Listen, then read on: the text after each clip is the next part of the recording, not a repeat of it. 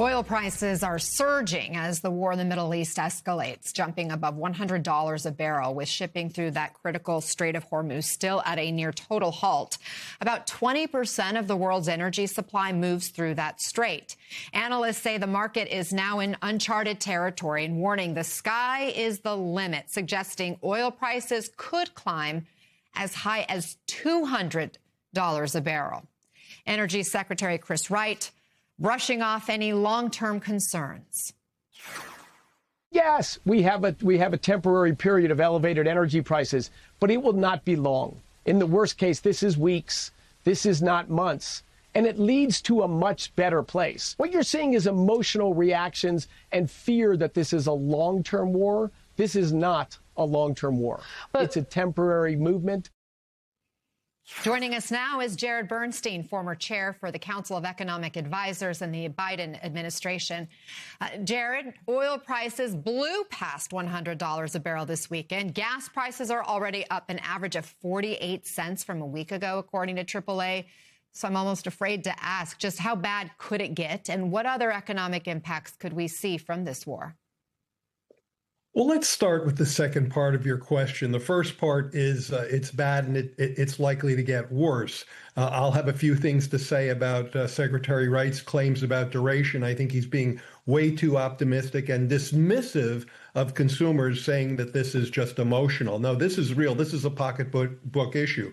But in terms of spillover effects, it's not just gas at the pump. Well, that's of course the most direct impact, and that's a price we all see twice a block when we're driving around. But if you think about jet fuel, if you think about transportation costs, the trucks that bring goods to markets, if you think about fertilizer, energy is actually an important component in fertilizer, and that means grocery prices will face pressures as well, as along with transportation and just getting from place to place, whether you're in a car or an airplane. So spillover effects are already here, and I expect them to escalate.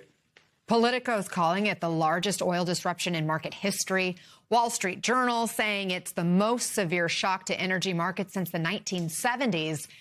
And yet, President Trump is downplaying concerns, saying this is short-term and a very small price to pay for safety. What's your reaction to his reaction?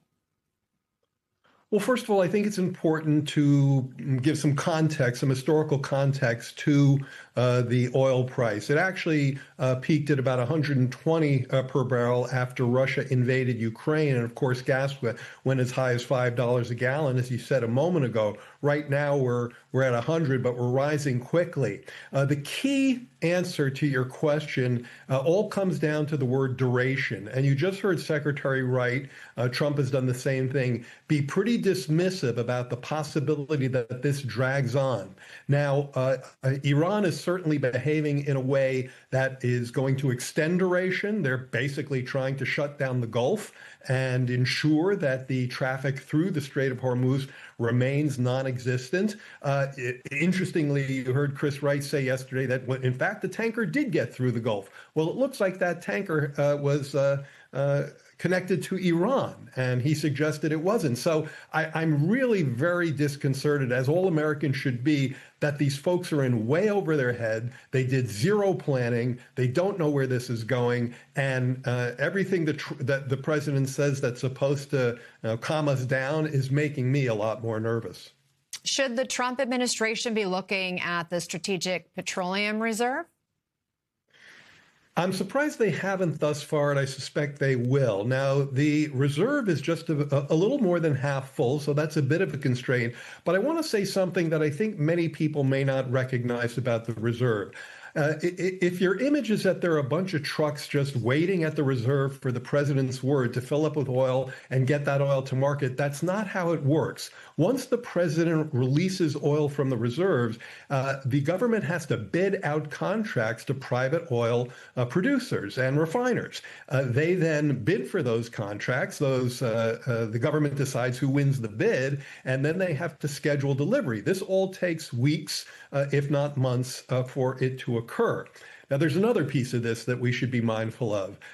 U.S. oil companies are one of the few folks who are doing well right now, because when you hear the price of oil is $100 a barrel, that's oil that they produce. They don't like opening the strategic reserve. They view that as unfair government competition. And those folks are allies of the president, so they may be pushing against that as well.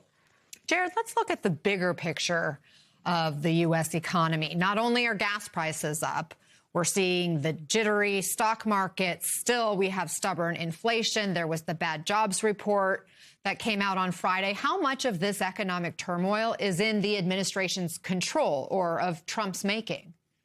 Well, it's such an important question, because I can't tell you how many times I've said when asked questions like this, the president doesn't have that much to do with the economy, at least in normal times. And I say that as someone who's worked for numerous presidents in terms of economic policy. In this case, what I'm seeing from the Trump administration is just an endless series of own goal kicks. And if you kick the ball in your own goal enough, you're eventually going to lose the game. In other words, what we're seeing now is very much a function of presidential actions. The tariffs, the sweeping deportations, hundreds of thousands of government workers laid off, and now war. In every case, this is creating economic havoc and displacement and raising prices when the thing that people are most concerned about is affordability. So in this case, the president has a ton of impact on the economy, and virtually every decision he's making